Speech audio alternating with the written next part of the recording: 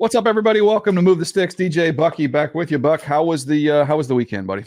The weekend was good, and I got to say this because friend of the program, Tom Telesco, had an opportunity to bump into him because his son plays at Corona Del Mar.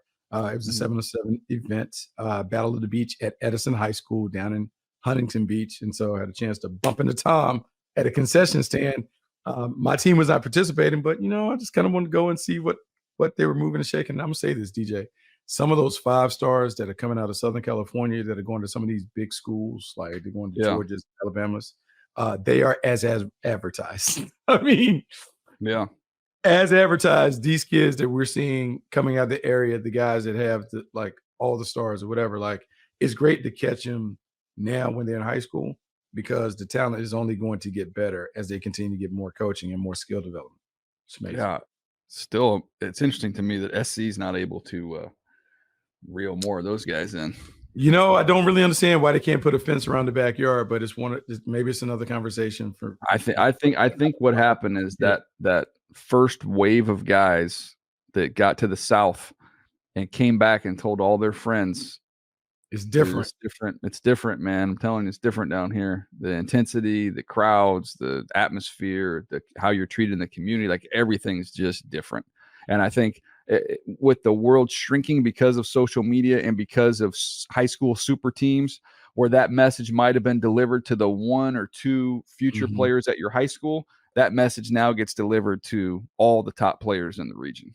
And the other thing that has changed, DJ, is it used to be a thing where your parents wanted to see you play, so they couldn't get to you if you went way across the country. And now with every game being broadcast on TV, some medium, digital, streaming form, they can basically fly your parents out there now with NIL. And now with NIL, they can put your parents in seats in the stadium before they had to watch it. So it has been a bit of a game changer. But you're right. Teams from the SEC coming into teams from the Big Ten and the SEC coming into Southern California and taking some of the top talent. It has been a big of an eye-opening experience. No question. All right, today what we're doing, our friends at NFL Research, led by our buddy Jack, have updated our list here. So our championship foundation list. We did this a little bit before the draft. We didn't make it through all the teams. We're going to get through all the teams here before we get to the season. So let me remind you of what that looks like. When it comes to the colors, blue is blue chip players. We're talking about probably top 5, top 10 type players at their position in the league. Green is just good, solid, young veteran players. Yellow is a color that we put on guys because of age, maybe a little bit older. It's like a question mark thing. So you've got some age questions, you've got injury questions coming off of an injury, or you have some type of contract concern. So in other words, we're talking about foundational pieces. So we're looking into the future. If this is the last year of your deal, if you are, potentially walking out the door, you're going to be the color yellow. Pink is an unproven young player. So could be on the come here, but right now they're a pink, hopefully on their way to a green and a blue. And then purple is an unproven young player with blue chip potential. So a lot of the rookies you're going to see on this list are going to be purple. So really haven't shown anything, but we're talking about the potential that they possess. But I thought we'd go through 2 divisions today, Buck. In the NFC, we'll do the NFC East and the NFC North. And I think it just gives you a little snapshot of not only the window they're in right now, but maybe who's on a path here over the next few years to have a nice run. Yeah, no, we always are talking about today, like with general managers and head coaches, they're struggling between what do we have today and what are we going to look like tomorrow. The general manager's job is to make sure that you have a viable contender, not only for the day, but for the next foreseeable future by being able to look at your roster and continue to upgrade the talent that you have. All right, so we're going to start in the NFC East. We're going to start with the Dallas Cowboys. And here's their championship foundation. And again, I should have explained this. From a championship foundation, this is how we break it down. What we think you need to have that foundation in place is a quarterback, 3 offensive playmakers, could be anything, could be running back, tight end, receiver, just 3 offensive playmakers. Take your best guys there. 3 quality offensive linemen. So you could have 5, but for this case, we're only looking at 3. So those top 3 offensive linemen and where they slot in here. And then we get to the defensive side of the ball. 2 pass rushers. They could be both on the outside, could be both on the inside, could be one of each. and then 3 defensive playmakers, and those are pulled from the linebacker and the secondary position. So just 3 guys that can make plays. So that's the positions that we're looking to fill here. So I'm going to rip through the Cowboys and then give me your thoughts here, Buck. Dak Prescott is a yellow, coming off of an injury. Obviously has a contract, so he's a double whammy there as a yellow. CeeDee Lamb is a blue all day long, 25 years old. Offensive playmakers, there's 2 guys in that third spot you could pick from, Brandon Cooks and Ezekiel Elliott, 130, 129. They're both yellows. Jake Ferguson, a good young player, is a green at 25 years old. Then we get to the offensive lineman. Tyler Smith is 23-year-old. He is already a blue. Zach Martin or Terrence Steele, 33 years old and 27 years old. Those guys are yellows. Age being part of it there with Zach. Tyler Guyton's a rookie, so he's purple. So those are your 3 offensive linemen. Then defensively, Micah Parsons is a blue at 25 years old. The other pass rusher would either be DeMarcus Lawrence or Odigizua. That's a yellow. And then you had the playmakers. Deron Bland is a green. He did some really good things last year. He took the ball away, but not quite a blue at this point in time, but a green on his way to a blue. Diggs, coming off injury, is a yellow. And then the last one, defensive playmaker, would either be Hooker or Kendricks, would be yellows. So the blues are CeeDee Lamb, Tyler Smith, and Micah Parsons. Yeah, no, DJ. So what's interesting about this list, because we have some guys in yellow, and traditionally, when you think about this model, it takes about 6 or so blue chip players to be able to really be a serious title contender. And so some of the guys that are in yellow have the potential to play like blues. Dak Prescott is one. He can play like a blue. Trayvon Diggs has played at a blue level before. He could be one. And then one of the other players, whether it's Zach Martin, DeMarcus Lawrence, there's another blue. So for the Cowboys, it's really, they don't have the personnel right now that we can say, hey, they're a Super Bowl contender. But some of their veteran players certainly can turn back the clock and play at a higher level that could give this team an opportunity to be one of the last teams standing at the end of the season. Yeah, and this is where they are kind of coming into this year. So, and I hear you on that number, like 6 would be a good target. But I think when you're looking at these colors, you're not going to see anybody that has 6 blues coming into the year. But what you can do is you can look at the combination of the blues that exist, some greens that are going to grow into blues during the year, or some yellows that are going to clean up whatever situation they had, be it a contract or an injury situation that could put them back in the blue category. So who are the potential guys you can get to have 6 blues? That's kind of what you're looking at as we're going through these teams. But that's where the Dallas Cowboys are. Let's get to the Philadelphia Eagles here, Buck. Now, this one is littered with blues and greens. I think if you're just going through these rosters in this division, it would be clearly the most talented. Jalen Hurts is listed as a green. That's, again, you can debate that whether he's a green or a blue, but he's a green at 26 years old. A.J. Brown is a blue at 27. Then you've got some interesting choices here between the next 2 spots. You've got 3 names. You've got Devontae Smith, Dallas Goedert, Saquon Barkley. We have them all listed as greens right here. You could make a case again. Devontae Smith could be a blue. Saquon could definitely be a blue. Goddard's right on the cusp. So those are 3 green players' capability of being blues. Lane Johnson, still a blue at 34 years old. Jordan Mailata, a blue at 27 years old. Landon Dickerson, he's a green at 25, who's close to a blue. Then you get to the defense, the pass rushers. You've got Sweat, Huff, and Jalen Carter. So 3 for those 2 spots. Those are all greens. Jalen Carter could be a blue. I think Jalen Carter, he's on his way to being a blue for sure. On his way, for sure. And then the defensive playmakers, you've got Slay and Bradbury, whatever one you want to choose there is a yellow. And then you've got the rookies, which are purples with Quinion Mitchell and Cooper DeJean. So pick your choice there. And then you've got CJ Gardner-Johnson coming back at 26 years old. Still, I put him in the green category as well. So that's what you're looking at there. But a lot of greens, a lot of blues, and a lot of greens that could be blues. Yeah, like DJ. So this is where like coaching and player development and deployment matter. So right now we're talking about the guys that are on the cusp: Jalen Hurts, Devontae Smith, Saquon Barkley, Jalen Carter being there, and honestly, CJ Gardner-Johnson has shown the ability to play at a blue level. The Philadelphia Eagles, if they play to their talent and their potential, they are head and shoulders above everybody else in the division when it just comes to the talent on paper. It's just a matter of Nick Sirianni getting his team to play up to expectations, because this roster is loaded, and they're loaded with young players that are just entering the primes of their careers. No doubt. Again, you'll see this reflected. I think we'll post all these too. All right, let's get to the New York Giants. Daniel Jones is a yellow, coming off of an injury. Malik Neighbors is a purple, obviously, as a rookie. Devin Singletary, they bring over for one of their playmaker spots, is a green. Then you get the pink. So that's Jalen Hyatt or Wandale Robinson, kind of those young players. You get a blue on the offensive line with Andrew Thomas. You get a pink, which, is definitely unproven there with Evan Neal and John Michael Schmitz. Those would be pinks. And then you get to the defense. You get some green here with the two pass rushes with Thibodeau and Brian Burns. I'd argue we could make Burns a blue just off of production. And maybe we could make that. Jack, as we're Nabil, as we're going through these, you can make any adjustments or any notes. But I think Burns, Buck, would you agree he's 26 years old. He's paid like a blue. He's got production like a blue. Even though he's a speed guy, I think we should put him as a blue.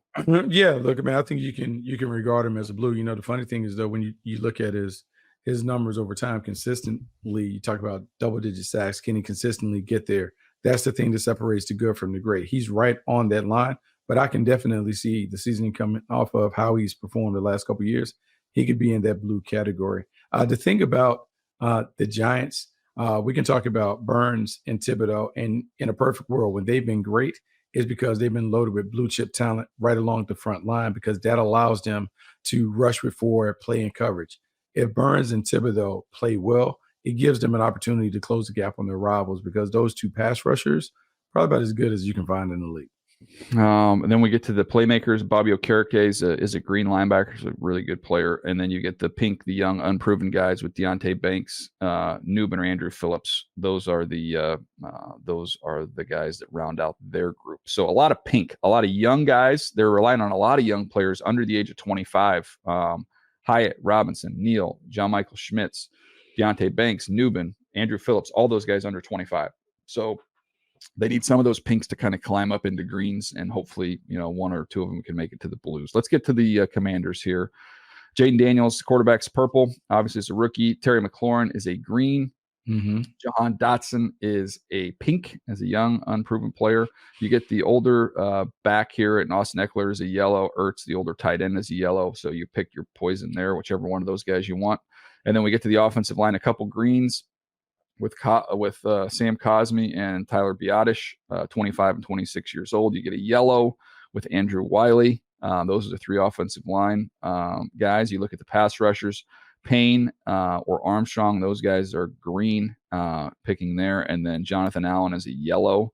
I believe that's coming off of the injury. And then defensive playmakers, Frankie Lavu is a good player, is a green. Bobby Wagner's a yellow, obviously age. And then the defensive playmaker would be a pink, either Forbes or Sanderstill. Sanderstill would actually be a purple, as he's a rookie. So those would be the names there, Buck.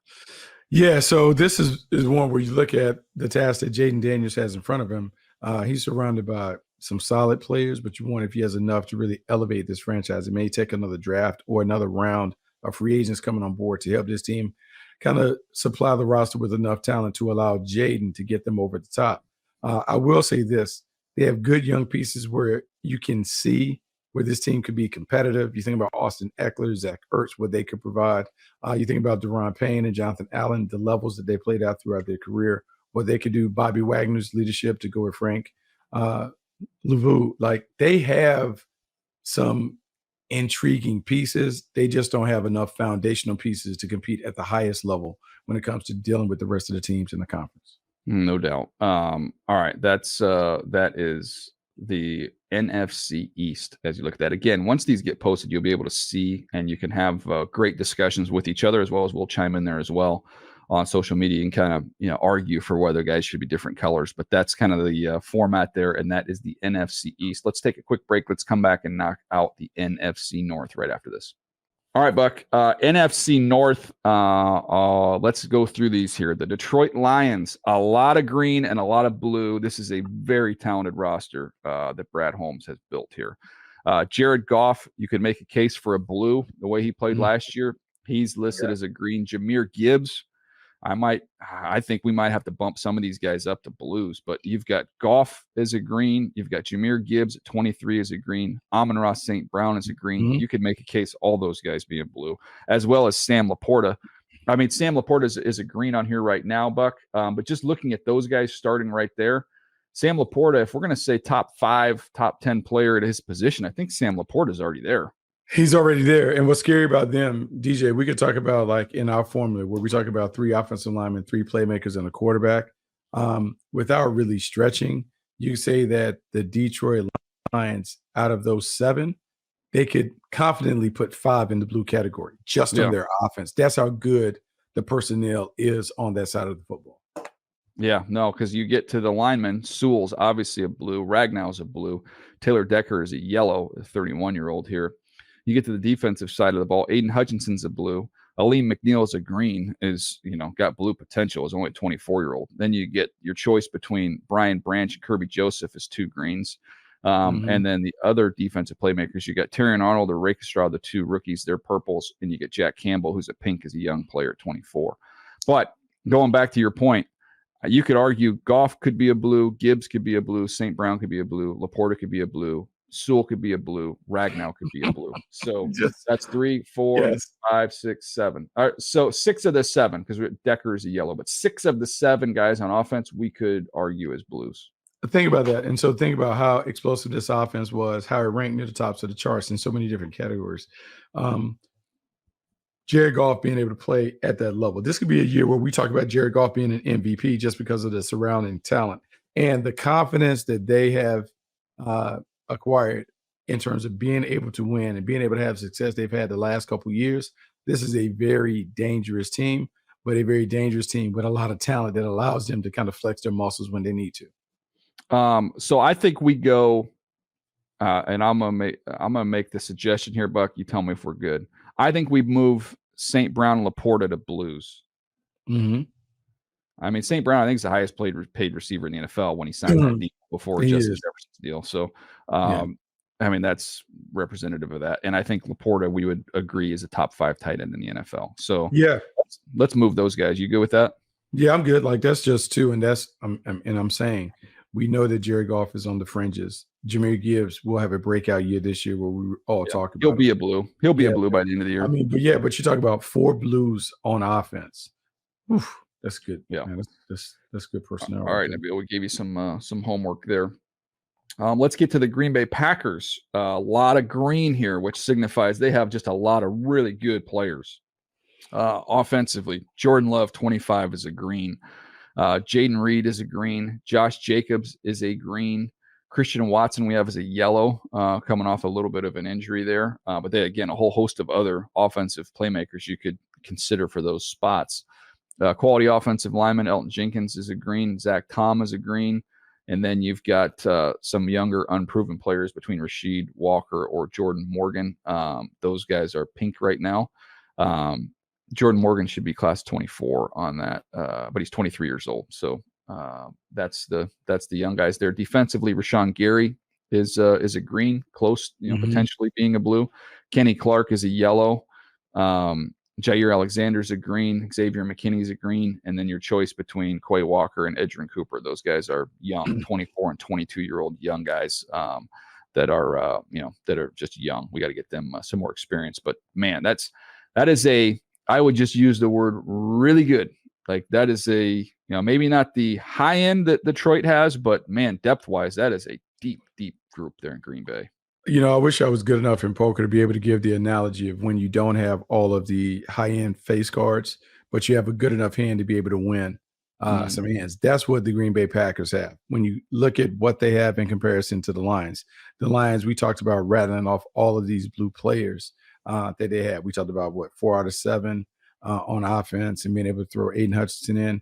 With the Green Bay Packers, you don't have like that one stud that you can say with unequivocally he's a blue, but you have a lot of guys that are just at that line where they could play at that level. And you just wonder, the Golden State Warriors years ago used to walk around with their shirts talking about strength in numbers. I wonder if the Packers collective exceeds the talents of the individual, but the team is better because all the pieces of the puzzle fit. Yeah, no doubt. All right, now this is an interesting one. We get to the Minnesota Vikings. I think we got to swap out the quarterback because we have it in here with JJ McCarthy. I don't think he's going to be the starter. Mhm. So I would put Sam Darnold in there, and I would say Sam Darnold. If we're looking at the definition of the colors, Buck, um, he'd have to be unproven, right? He'd have to be pink. Yeah, Uh, I mean, are we still considering him young and unproven? Yeah, man, that's I hard, think man. I think that would have to be. I think he'd have to be a pink and unproven young player, even though he started, those years with the Jets. I don't know what other color you'd put on him then. Yeah, I mean, like he's an unknown. He's really the mystery, and the mystery behind Sam Darnold could be answered in terms of how he plays with an elite receiver in Justin Jefferson. And remember, TJ Hawkinson will come back from injury. How does he Mhm. play with like big time players around him? We've never really seen him afforded that opportunity where he's had like high end marquee weapons around him. If he gets that and the offensive line blocks, it's going to be it's going to be a great opportunity for him to kind of rewrite the narrative around his game. But yes, I would anticipate Sam Darnold playing before JJ McCarthy touched the field. Yep. So swap that one out there, Nabil. Let's go Justin Jefferson, 25-year-old blue for one of the playmakers. Then you've got Addison and Hawkinson, two greens at 22 and 27, although Addison's got to make better decisions off the field. Quality offensive line. Darisaw is a blue, is a 25-year-old. Brian O'Neill is a green, is a really good player, could argue. Borderline blue. Garrett Bradbury is a yellow. Those are three offensive linemen. You to the pass rushers. Greenard's a green. Dallas Turner is a purple. We'll see what he does as a rookie, but obviously tons of potential there. And then the defensive playmakers, you got Blake Cashman is a green, and then a couple yellows there with Byron Murphy and Harrison Smith. Harrison Smith, 35 years old, still going. It is amazing Harrison Smith is still being able to play at the level that he's been able to play at for so long for the Minnesota Vikings.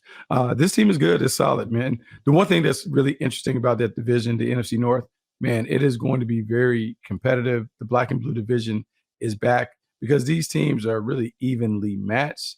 Some may not have as many blue chip players as others, but they have some depth about them that can offset some of those things. And so with Kevin O'Connell and Brian Flores and what that coaching staff does, they can elevate some of these guys strictly by design. Yeah, no doubt. All right, let's get to the last team here in the division, and that is the young team. That is the Chicago Bears. Quarterback wise, obviously you've got Caleb Williams in there. He is going to be a purple. Excited to see what he looks like and what he can do. Offensive playmakers, you've got DJ Moore, you've got DeAndre Swift, and then obviously you've got Keenan Allen. So those guys, I mean, I think you're looking at three. Are we going to say greens there? I guess Mm, Keenan's coming off of an injury, but still had over 100 catches. So I think he's still almost a blue. But I mean, I mhm. think I would put him as a green there. So make sure those are locked in with those names, Nabil. And then quality offensive line, Darnell Wright, lots to like there, but he's listed as a pink as 23-year-old. Nate Davis and Tevin Mhm. Jenkins, 27 and 26. Pass rushers, you've got Montez Sweat as a green. You've got DeMarcus Walker is a yellow. And then the playmakers, you've got TJ Edwards is a green. Jalen Johnson is a green. Tyreek Stevenson is listed as a pink. You could make a case there too, though. Man, they've got other players in that group, including what's his name here? We've got Edmonds, right? Still at linebacker, Yes. who could be in that mix. So Mhm. that's there's some interesting names you could substitute there on the Bears. Yeah, you absolutely can substitute them, and like we talk about right now, what they are based on what they've done, how we expect them to be. But some of these guys certainly can move into that blue range. And the guys that I have my eye on would be DeAndre Swift being able to get more opportunities, take advantage of his bills, his ability to make things happen in space. I would say DJ Moore is an interesting one because he's never really had the opportunity to take the stage as the number one, but playing with other guys that also command attention. So he'll be interesting to watch. And then on defense, we talked about Montez Sweat and how good he has been for the Bears since he came over. Can he take his game up a notch and really get that unanimous, undisputed selection as a top 10 player? Yep, So there you go with the Chicago Bears. All right, Buck, we ripped through a couple divisions there. We've got a couple more episodes coming this week, which we are going to finish up the NFC on this assignment. And then we're also going to have our buddy Rhett is going to join us to go over what he saw at the Manning passing camp, because every year the top college quarterbacks go there, and Rhett always has some great insight as to what that looked like. Who are some names to know? Maybe some guys we don't know much about that maybe stood out there, as well as kind of the name brand guys, including one of the most talented players, really two of the most talented players in the class from Texas and Georgia. So excited for that episode as well. Anything else you want to add before we jump out of here? No, this fun exercise, man. Love looking at rosters, and as we get closer to training camp, like knock on wood, without injuries, being able to really dive into some of these matchups, some of these teams that can be very, very competitive, and which teams could be the surprises based on the talent and personnel. Hey, no doubt. Happy NCAA football release day, everybody. If you celebrate, hope you have a nice time trying to build your roster and dominate the college football level in the video game world. All right, that's going to do it for us today. Appreciate you. We'll see you next time right here on Move the Sticks.